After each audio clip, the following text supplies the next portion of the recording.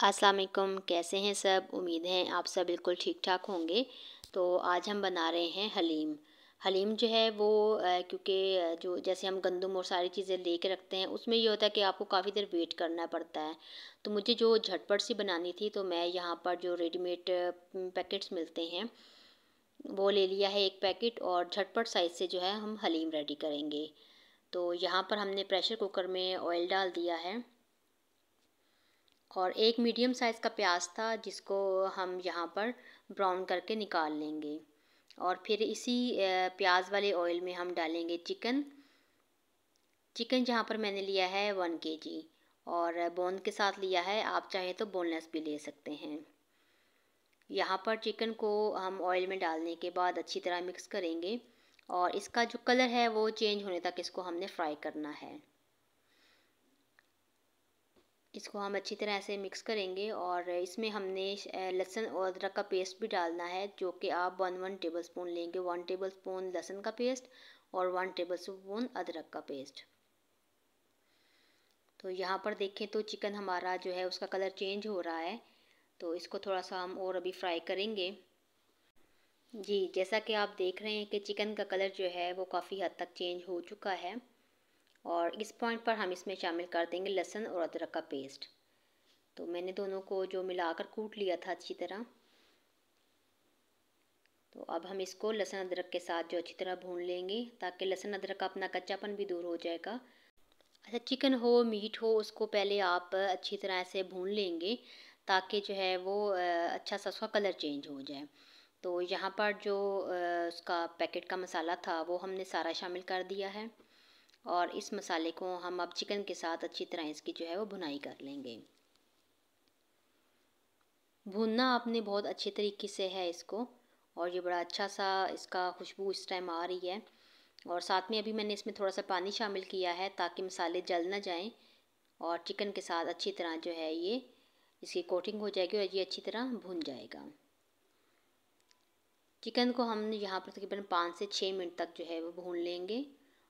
Chicken हमारा अच्छी तरह भुन चुका है। अब हम इसमें शामिल कर देंगे पानी।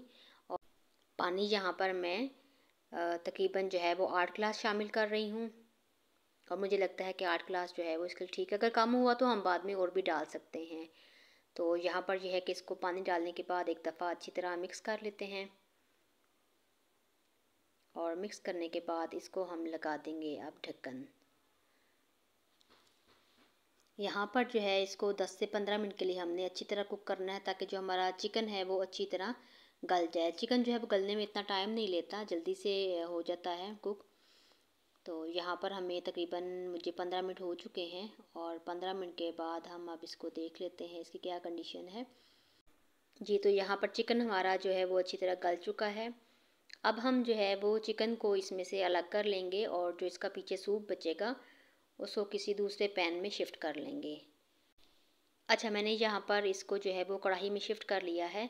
अब इसको एक बॉयल आने वाला है, तो साथ साथ जो पैकेट में हमारी दालें और चावलों का जो हमें मिक्सचर मिला था, हम उसको इसमें थोड़ा थोड़ा करके डालते जाएंगे। एकदम नहीं डालेंगे, क्योंकि एकदम डालने से इसकी गुठलियाँ बन जाएंगी। अच्छा, इसमें आप ऐसे भी कर सकते हैं कि इन दालों को पहले जितनी देर में आपका बाकी मसाला रेडी हो रहा है, आप इनको भिगो के भी रख सकते हैं। फिर वो भिगोया हुआ जो मिक्सचर होगा वो इस पॉइंट पर यखनी में डाल दें। लेकिन मुझे ये वाला पॉइंट ज़्यादा इजी लगता है। तो यहाँ पर तमाम जो दालें हैं हमने अपने सूप में डाल दी थी, और थोड़ा सा ये मुझे पतला गाढ़ा लग रहा था, तो यहाँ पर थोड़ा सा मैंने इसमें पानी ऐड किया है, तकरीबन 1 गिलास।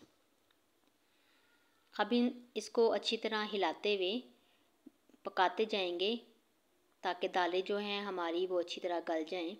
अब अगर ये देखें तो दालें जो हैं हमारी इसमें अच्छी तरह मिक्स हो चुकी हैं। यहाँ पर हम इसको मीडियम टू लो फ्लेम जो है वो 15 से 20 मिनट तक पकाएंगे, ताकि दालें जो हैं हमारी वो अच्छे से गल जाएं इसमें। तो मुझे तकरीबन यहाँ पर 15 मिनट हो चुके हैं, और अब ये राइट पॉइंट है। यहाँ पर अब हम इसमें चिकन शामिल करते हैं। चिकन जो है वो थोड़ा ठंडा हो गया था, और उसको मैंने जो है वो श्रेड कर लिया था। आप चाहें तो चॉपर में डाल के कर लें, चाहे हाथ से कर लें। मैंने यहाँ पर इसको हाथ से ही जो है वो श्रेड कर लिया था। तो अभी चिकन जो है वो इसमें डाल देते हैं, اور چکن اس میں شامل کرنے کے بعد اس کو 10 منٹ کے لیے ہم اور پکا لیں گے۔